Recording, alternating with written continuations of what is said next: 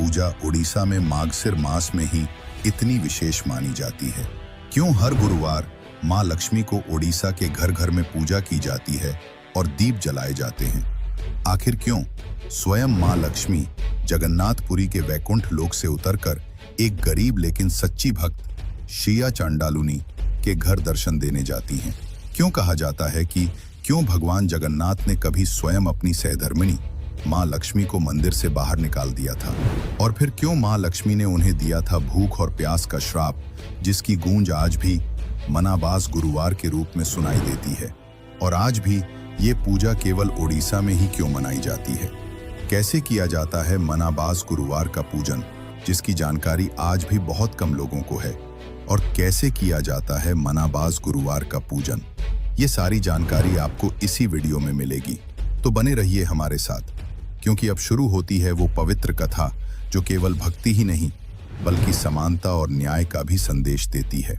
अगर आप भी मनाबास गुरुवार का पूजन के बारे में विश्वास रखते हैं तो इस वीडियो को लाइक करें, नीचे कमेंट में जय मां लक्ष्मी लिखें। मार्गशीर्ष महीने की एक पवित्र गुरुवार की रात पुरी के श्री जगन्नाथ मंदिर में दीपों की रोशनी फैली है, शंख बज रहे हैं और भक्तों की आवाजें गूंज रही हैं, जय जगन्नाथ। लेकिन उसी समय एक ऐसी घटना घटती है जिसने सदियों पहले ओडिशा के समाज को झकझोर दिया। एक ऐसी कथा जिसमें माता लक्ष्मी ने खुद सिखाया भक्ति जाति से बड़ी होती है। इस कथा के रचयिता थे महान ओडिया भक्त कवि बलराम दास, जो जगन्नाथ भगवान के अनन्य भक्त माने जाते हैं। उन्होंने लक्ष्मी पुराण लिखकर समाज को एक गहरा संदेश दिया कि सच्चा धर्म समानता है और भक्ति किसी जाति की मोहताज नहीं। बलराम दास को ओडिशा में पंच शाखा में से एक माना जाता है, जिन्होंने भगवान जगन्नाथ की भक्ति और सामाजिक सुधार के संदेश दिए। भारत की हर भूमि अपनी संस्कृति और परंपराओं से पहचानी जाती है, लेकिन ओडिशा की एक ऐसी पूजा है जो बाकी देश में नहीं मनाई जाती, जिसे कहते हैं माणबसा गुरुवार, यानी मार्गशीर्ष महीने के गुरुवार को माता लक्ष्मी का स्वागत। आज भी ये पूजा केवल ओडिशा में ही क्यों होती है? कैसे की जाती है इसकी तैयारी? और क्यों इसे देवी लक्ष्मी की सबसे पवित्र पूजा माना जाता है? आइए जानते हैं। माणबसा गुरुवार की परंपरा का मूल ओडिया धर्म ग्रंथ लक्ष्मी पुराण से जुड़ा है, जिसे महाकवि बलराम दास ने लिखा था। इस ग्रंथ में माता लक्ष्मी ने समाज को समानता का संदेश दिया था कि हर मनुष्य समान है और सच्ची पूजा वही है जो स्वच्छता और भक्ति से की जाए। इसीलिए ओडिशा के लोग इस दिन माता लक्ष्मी का स्वागत मनुष्य के घर में करते हैं, क्योंकि माता ने स्वयं कहा था, मैं उस घर में प्रवेश करती हूँ जहाँ सफाई, शांति और प्रेम हो। मार्गशीर्ष महीने के पहले गुरुवार से ये पूजा आरंभ होती है।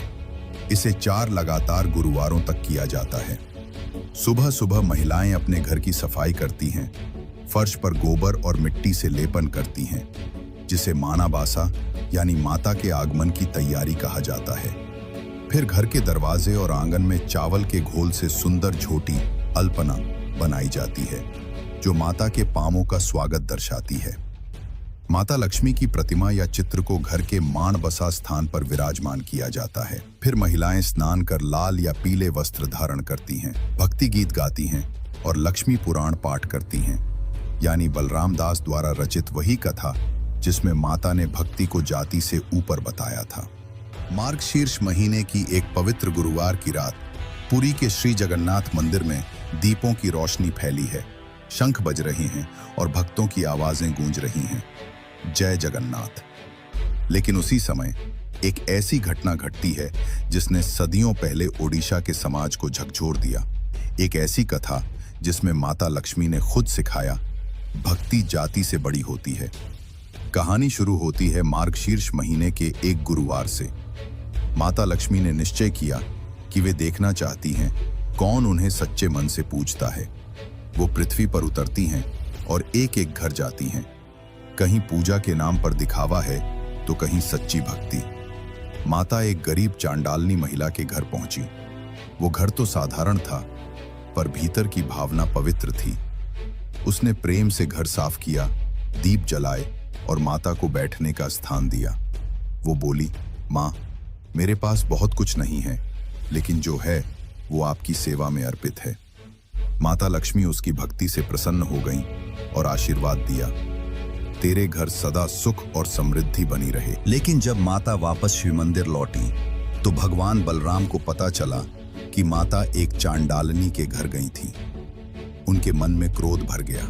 बलराम बोले, तुमने एक अछूत के घर भोजन किया, अब ये मंदिर तुम्हारे योग्य नहीं।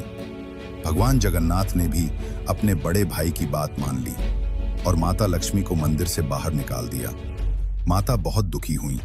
उन्होंने कहा, ठीक है, मैं जा रही हूं, लेकिन जब तक मैं वापस नहीं आती तुम्हें अन्न का एक दाना भी नहीं मिलेगा। और वे मंदिर से चली गईं। कुछ ही दिनों में मंदिर वीरान हो गया। भोजन बंद, भोग न हुआ और भूखमरी फैल गई। तब भगवान जगन्नाथ और बलराम को अपनी गलती का एहसास हुआ। हमने भक्ति की मर्यादा भंग की, हमने माता लक्ष्मी को अपमानित किया। दोनों भाई माता की खोज में निकल पड़े, माफी मांगने के लिए। जब उन्होंने माता को पाया तो दोनों भाइयों ने सिर झुकाकर क्षमा मांगी। माता मुस्कुराईं और बोली, अब तुमने समझ लिया कि भक्ति और प्रेम सबसे बड़ा धर्म है।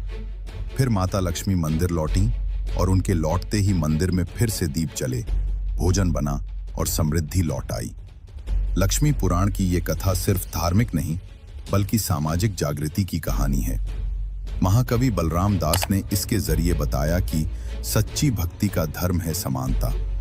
माँ लक्ष्मी वहां वास करती हैं जहां प्रेम और पवित्रता होती है।